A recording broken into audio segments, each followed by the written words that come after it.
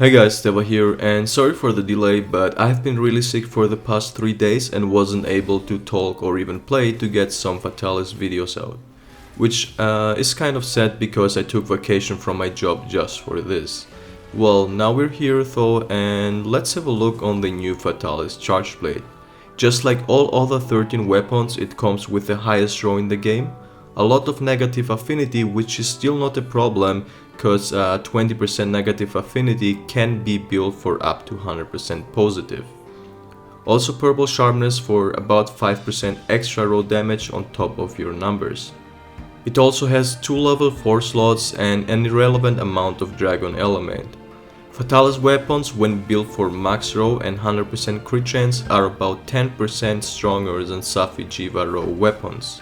Even though safi has blast, they are no matchup for this power, and most likely the crit sword will also be able to break the 10k or even 11,000 damage mark on a single hit. The only problem is the negative affinity and requires to hit weak spots a lot to get that power out of the weapon, but even if missing a few hits of weak spot, the row is so much higher that it's just better. I made a variety of builds for you guys, and most of them contain the Fatalis armor simply because it legit makes every other armor in the game useless in terms of efficiency.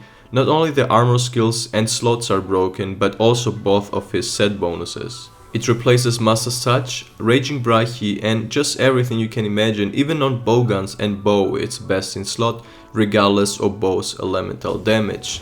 The only weapon that it won't benefit are dual blades, but let's go back to the first build and we will do an extra video review on explaining his armors soon.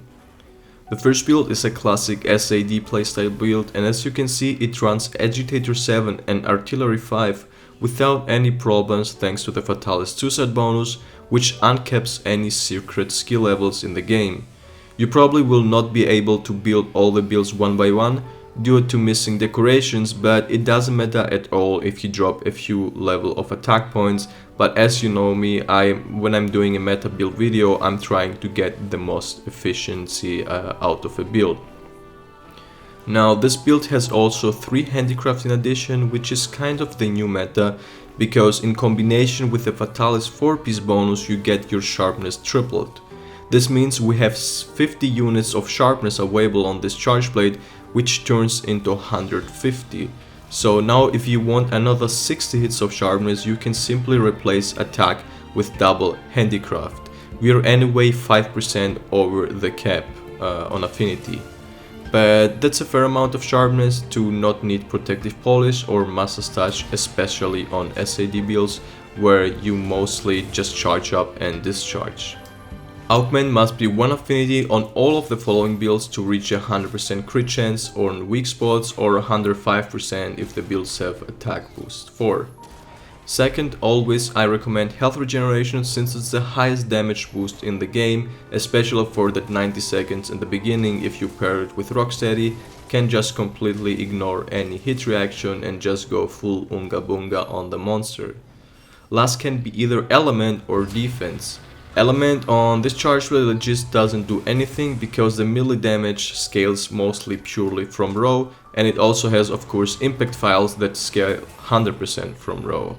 Especially on a low element like this, you really won't notice any difference in the numbers.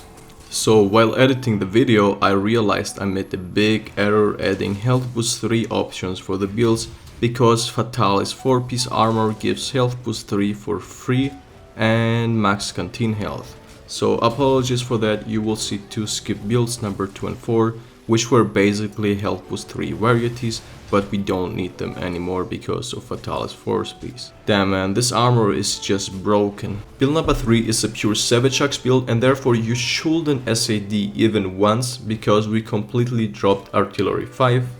Now to be clear, 5 levels of attack are irrelevant amount stronger than 5 artillery on Savage Axe gameplay, because even on Savage Axe you do a few file ticks, you know, on those sideways swings.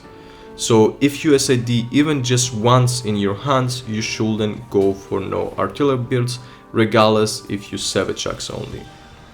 Be sure to augment for health regeneration to keep up your 100% HP for the massive PP boost from peak performance. Build up a 5 is for the people that weren't able to fully get his armor yet, so back to Master Touch and Raging Brahi. This is most likely your best bet for SAD and Savage Axe gameplay.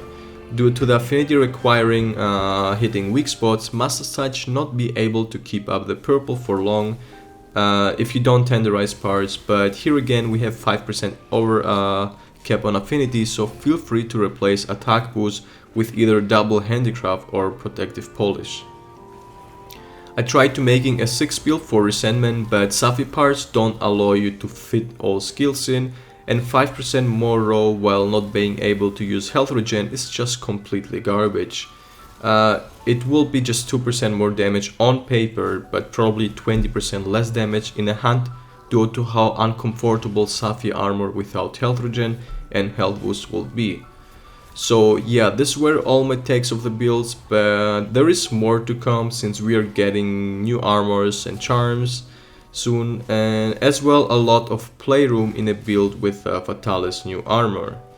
If you enjoyed the video, be sure to leave a like and comment down below what you want to see next from me. I'll try to cover it, but since Chronicles is over and I'm working back full time, I have almost no time playing the game or even making videos. That's why I mostly stream on weekends. Also, don't forget to subscribe and turn notifications to stay tuned for whenever I upload new videos such as builds, speedruns or guides.